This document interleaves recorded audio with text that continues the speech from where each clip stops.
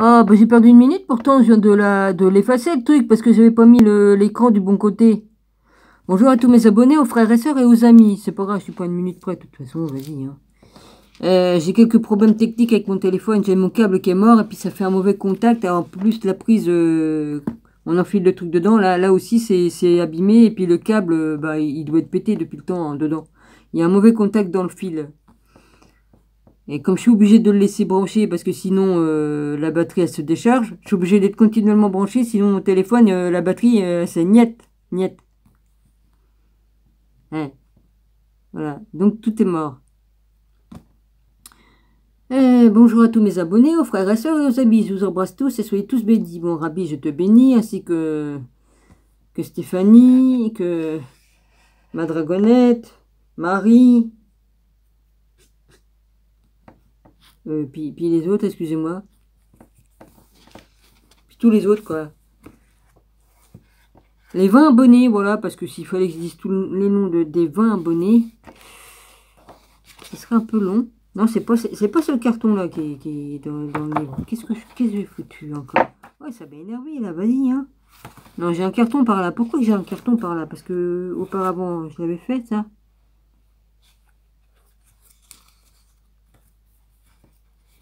Qu'est-ce que j'ai foutu? Je sais plus d'où c'est que j'en suis. Moi. Ruine du château. Ouais.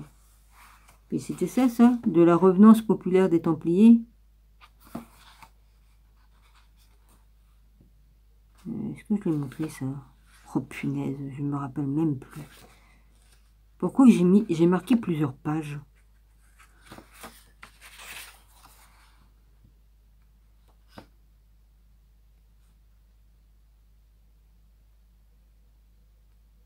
C'est marrant, ça. Le crâne. Oui. Truc de crâne, là.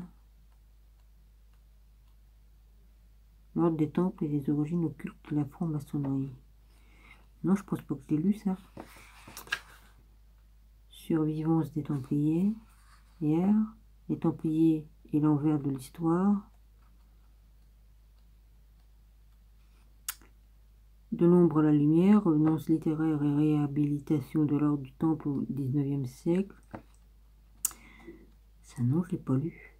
Regard littéraire posthume sur le procès des Templiers, la question du procès du Temple du XVIe au XIXe siècle, le retour des Templiers, troisième partie. Non, bah je l'ai pas fait. Bon, bah c'est bon, alors je suis là. J'ai marqué parce que j'ai dû regarder des trucs là-dedans à un moment donné, parce que les livres, des fois je regarde des trucs et puis je marque les pages et puis je me rappelle pas et puis voilà. Hein. Bon. Ah, je crois que mon cahier...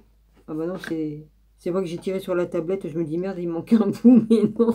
Aïe, aïe, aïe, ma pauvre Dominique. Je dors beaucoup, j'ai mal aux dents, donc je dors beaucoup, j'ai très fatigué. En plus du voisin qui m'empêche de dormir, bon bah voilà. Enfin, je récupère, je dors beaucoup. Dès que je peux, je dors. Bah, je suis pas allée retourner faire des courses, je devais y retourner l'après-midi. J'ai dormi, j'ai dormi une bonne partie. J'ai vraiment besoin de récupérer. Voilà. Ça le fait. Ça le fait. Alors, on y va. De la revenance populaire des Templiers. Il doit être 1 h du matin. Non, minuit, je sais pas combien. J'ai pas mes lunettes, mais... Punaise. Ouais, il doit être minuit et quart. C'est le côté de l'œil, j'arrive à voir mieux. Oui, c'est marrant. Ah oui, faut pas que j'oublie que j'ai subi des opérations. Donc l'angle... c'est normal, j'ai un implant dans l'œil. C'est comme ça qu'ils ont sauvé mon œil. Hein. Ouais. Alors... Bah oui, hein. Fallait bien mettre ce qu'il faut. Bon alors... La légende noire du temple. Les traditions populaires mettant en scène des Templiers sont légion. Dans son Histoire de France, Henri Martin distingue une répartition géographique de ces traditions dans le sud de la France. Elles seraient favorables aux Templiers, tandis que dans le nord du pays, elles leur seraient hostiles. Ce second type de revenance des Templiers puise, c'est certain, sa source dans la légende noire du Templier hérité de la campagne diffamatoire ourdie par Philippe le Bel. Quant à la divergence géographique dans l'accueil réservé à votre propagande, elle s'explique aisément par les différences culturelles et historiques entre le Nord et la France et le Sud. Ce dernier a colonisé de façon brutale, à partir de 1209, sous le prétexte de la croisade contre les Albigeois, car date toujours dans son sang une forte suspicion à l'égard du pouvoir centralisé établi au nord de la Loire. Puis c'est quand que ça va finir le bruit comme si qu'il y avait une voiture, que le moteur il tournait là pendant des heures. J'arrive pas à définir ce que c'est. J'ai beau ouvrir ma fenêtre, ça change rien. Je vois pas d'où ça vient. C'est pénible, ça fait plusieurs jours que ça fait ça. Déjà j'ai eu les Hells Angels tout à l'heure là. Ça a duré au moins 2-3 heures. Je crois qu'ils se sont donné rendez-vous spécialement là. Hein. Ouais. Bon, ils m'en ont fait d'autres que ça. Hein. Alors, la façon dont Théodore Hersart de la Villemarqué 1815-1894, ouais, c'est vrai, parce que comme mon voisin se tient à peu près bien, à peu près, il faut toujours qu'il y ait autre chose pour m'emmerder. C'est marrant, ça. C'est marrant. Alors, introduit une de ces légendes noires dans ces chants populaires de la Bretagne, publiée pour la première fois en 1839, considérablement augmentée à partir des éditions de 1845, est significative du lien qu'elle entretienne avec la campagne diffamatoire du roi de France. Villemarqué y lit directement le contenu de la tradition relatée aux accusations portées par Philippe le Bel et considère que celles-ci sont fondées. Ben voyons. Ben oui, Philippe le Bel dit que les Templiers sont des... Il les accuse de tous les maux, vas-y. C'est faux, mais... enfin bref, je continue. Je continuerai à les défendre. Ça, je vous le dis. Hein. Les Templiers aux moines rouges, comme les appellent les Bretons, n'étaient pas plus populaires en Bretagne que dans les autres parties de l'Europe occidentale. En Angleterre, les enfants s'en allaient criant par les rues « Gardez-vous de la bouche des Templiers ». En France, on dit encore aujourd'hui, proverbialement, boire comme un Templier. On les accusait d'initiation infâme, d'adorer une certaine tête horrible à barbe blanche avec des yeux étincelants qu'ils appelaient leur sauveur. Le peuple prétendait qu'ils oignaient et sacraient. Ils oignaient,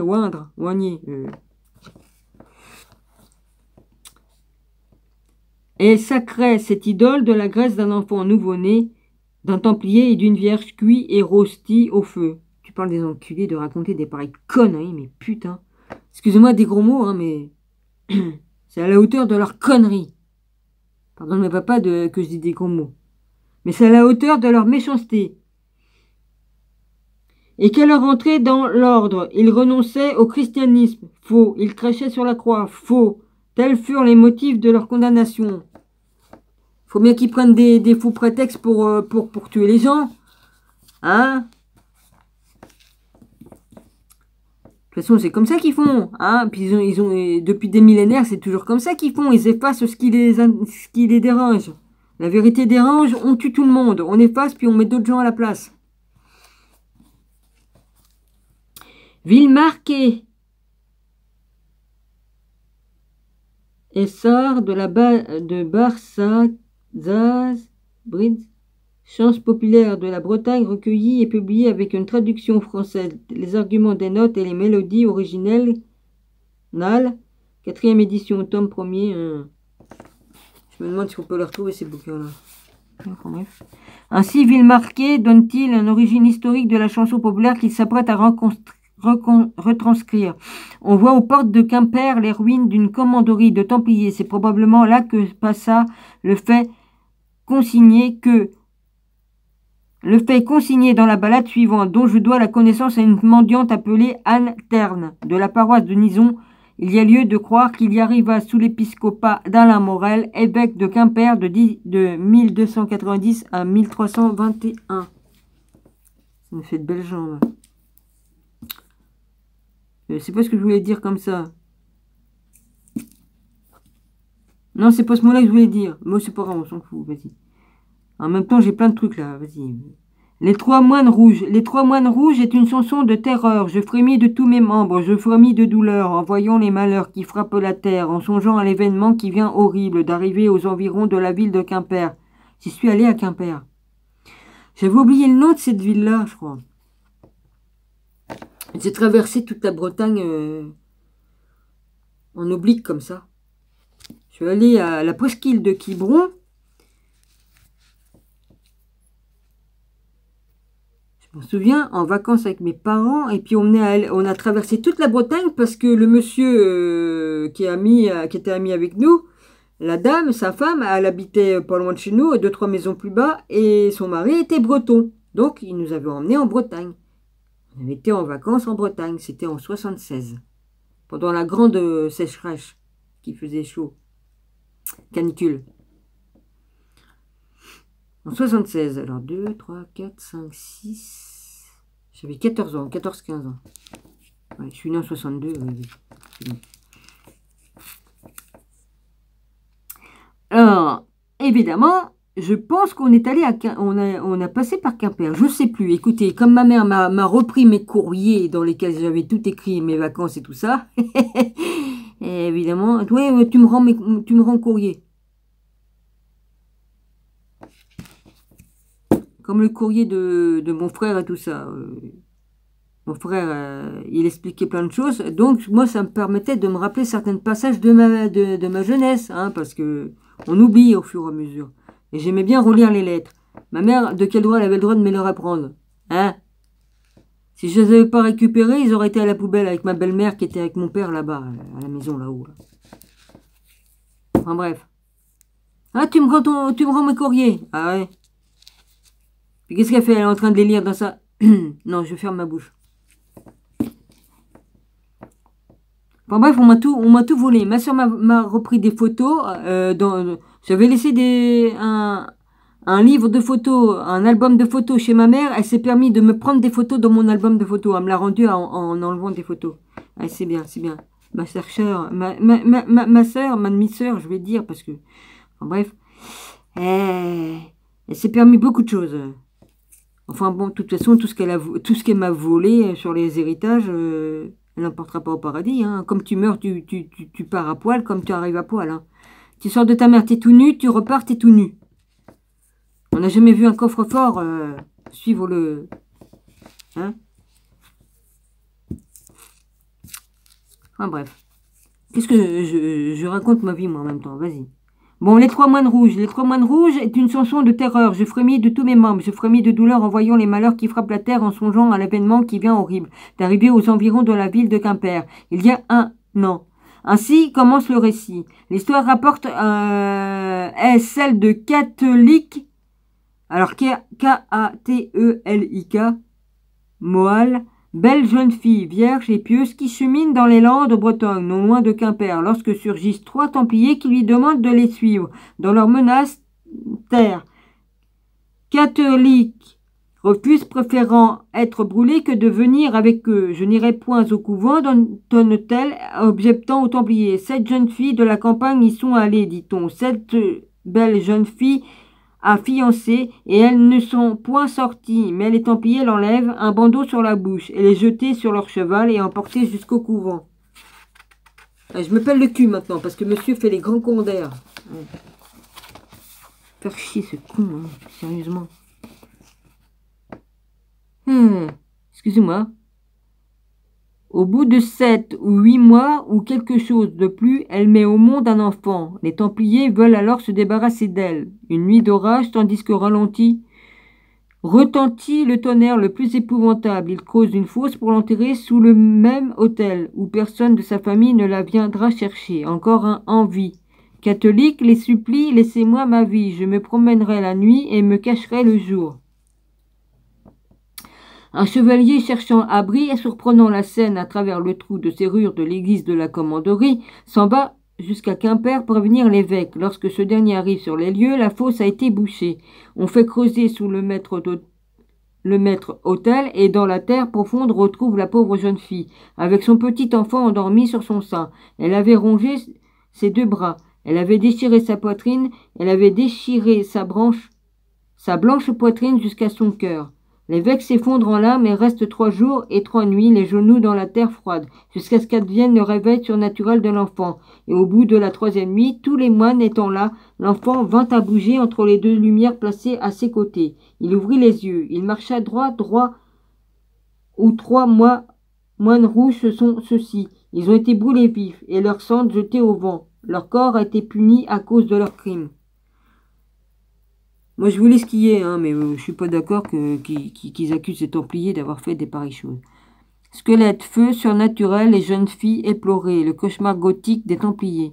La chanson des 3 moines rouges n'est qu'un exemple parmi d'autres du phénomène de revenance des Templiers dans les traditions populaires en Bretagne. Cette revenance a donné lieu notamment à bien des histoires de fantômes villes marquées. On a relevé quelques-unes. Toutes témoignent de l'empreinte spectrale des Templiers dans la mentalité populaire. Faudra peut-être arrêter de les accuser d'avoir fait des pareils trucs. Hein. Le peuple voit encore la nuit. Les moines rouges, ils sont vêtus de manteaux blancs et portent une grande croix écarlate sur la poitrine. Ils montent des squelettes des chevaux enveloppés dans les draps mortuaires. Ils poursuivaient, dit-on jadis, les voyageurs s'attaquant de préférence aux petits garçons et aux jeunes filles, qu'ils enlevaient et conduisaient Dieu sait où, car ils ne les ramenaient point. On raconte qu'une pauvre femme attardée passant près d'un cimetière ayant vu un cheval noir couvert d'un linceul qui broutait l'herbe du tombeau, puis tout à coup une forme gigantesque avec une figure verte et des yeux clairs venir à elle, fit le signe de la croix qu'à l'instant ombre et cheval disparurent dans des tourbillons de flammes et que depuis ce jour les moines rouges, car c'en est un, ont cessé d'être redoutables et perdu le pouvoir de ruine, de nuire. C'est peut-être une allégorie de leur épouvantable foi. Ah, ça me gratte les. Oh, c'est l'encre chinoise qui fait ça. J'en sais rien, moi.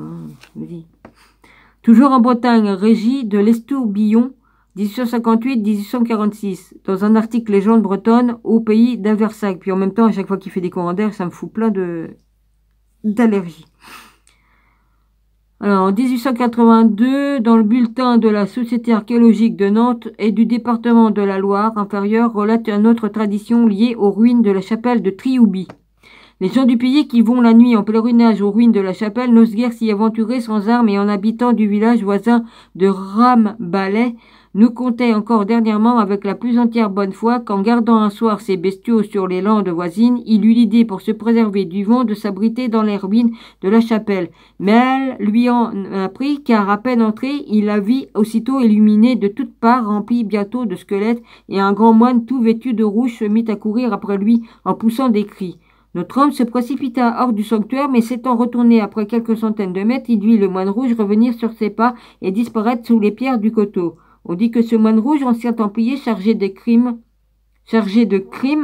revient tous les soirs chercher des chrétiens en état de péché mortel pour leur faire partager ses supplices en enfer. Mais il n'a, dit-on, aussi aucun pouvoir sur les gens en état de grâce et en dehors des limites de l'ancien territoire de la chapelle. Oh bah ça va alors les gars, si vous êtes avec Jésus puis que vous avez le Saint-Esprit, no problème. Mais il faut arrêter de dire que les Templiers ont fait des assassinats. Hein.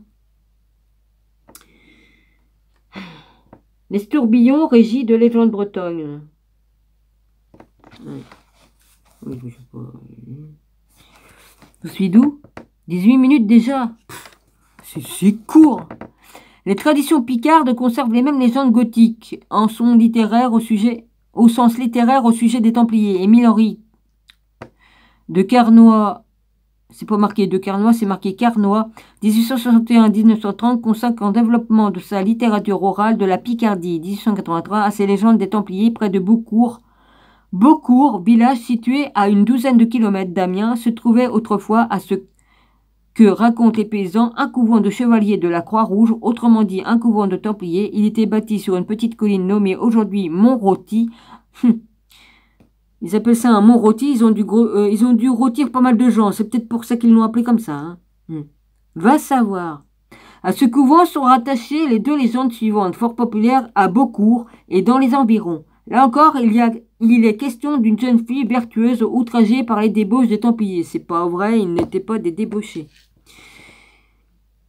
La tradition recueille par Émilie-Henri Cornoy auprès d'un certain Apollinaire Bernot vivant à Beaucourt, Somme, en 1879, rapporte que du temps des Templiers, lorsqu'une jeune fille des villages dépendait du monastère templier voulait se marier, elle était tenue de passer 15 jours dans le monastère avec les Templiers afin d'y apprendre la tenue du ménage. La cuisine est aussi le devoir de la femme envers son mari, mais aussitôt dans les monastères, les jeunes filles se retrouvaient face aux Templiers qui n'avaient rien de plus pressé que de faire service à satisfaire leur passion et malgré les larmes. Mais vous arrêtez de dire des pareilles conneries. Et les larmes,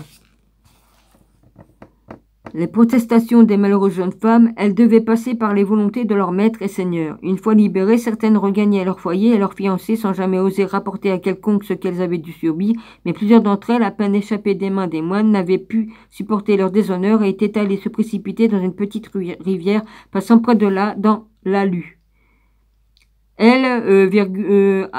Plus loin, Hallue. Ce genre de récit a donné cours à une tradition surnaturelle impliquant les esprits des victimes innocentes. Bien souvent, on peut entendre des gémissements la nuit dans la vallée de la Lue ou sur le mont Rôti. Oui, oh, il y a sûrement des gens qui tirent leur machin, qui font des choses. Hein.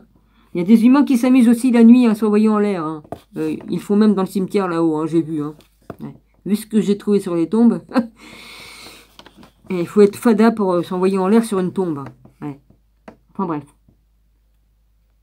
La nuit dans les vallées de la Lue, sur le mont Rôti, ce sont des jeunes filles qui reviennent pleurer au lieu qui vit leur mort et leur déshonneur. D'autres traditions toujours relatives au bois de Beaucourt mettent en scène les spectres des Templiers et ceux des jeunes filles dans les tableaux nocturnes saisissants. Franchement, ça me fait un peu chier de lire ça. Ouais, parce que les accusations, hein. Le soir, dans le bois de Beaucourt ou sur le mont Rôti, les passants attardés entendent de longs gémissements et des cris confus du rage ou du désespoir. On raconte que ce sont les chevaliers à la Croix-Rouge qui reviennent chaque nuit pleurer dans ces bois les crimes commis sur les jeunes filles. Et tous leurs attentats inconnus. Ils doivent ainsi rester jusqu'à la fin du monde. Parfois aussi, on entend un bruit de pas, de feuilles froissées, de branches. Il y a des animaux qui se baladent, hein, les gars. Hein.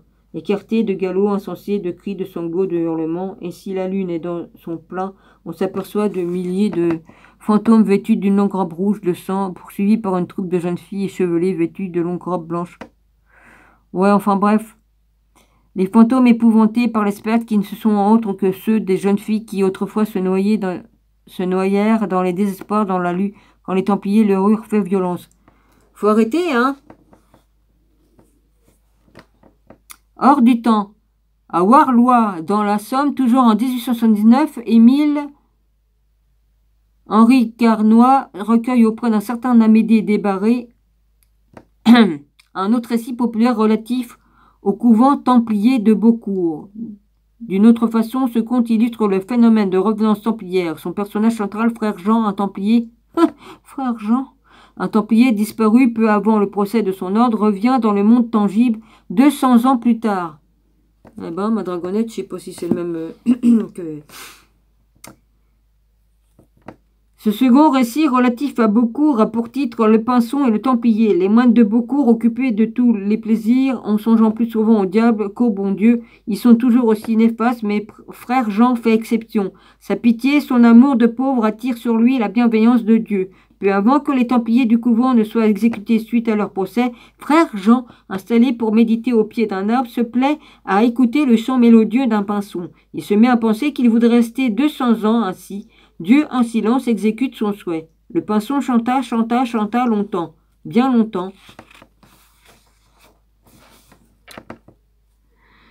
Bon moine resta à l'écouter tout autant. Les jours, les semaines, les années passèrent. Les Templiers furent brûlés en punition de leurs crimes, mais le frère Jean, oublié dans le bois, écoutait toujours la merveilleuse musique. Les arbres poussèrent, les branches s'entrelacèrent au-dessus de sa tête. Le lierre y grimpa le long des tiges et des rameaux et préserva le bon Templier de la pluie en été, de la neige en hiver. Au bout de 200 ans, lorsque l'oiseau cesse de chanter, Frère Jean, inconscient du temps écoulé, décide de retourner auprès des siens. Mais alors qu'il arrive à destination, se demandant s'il rêvait, il s'étonne de ce qu'il voit.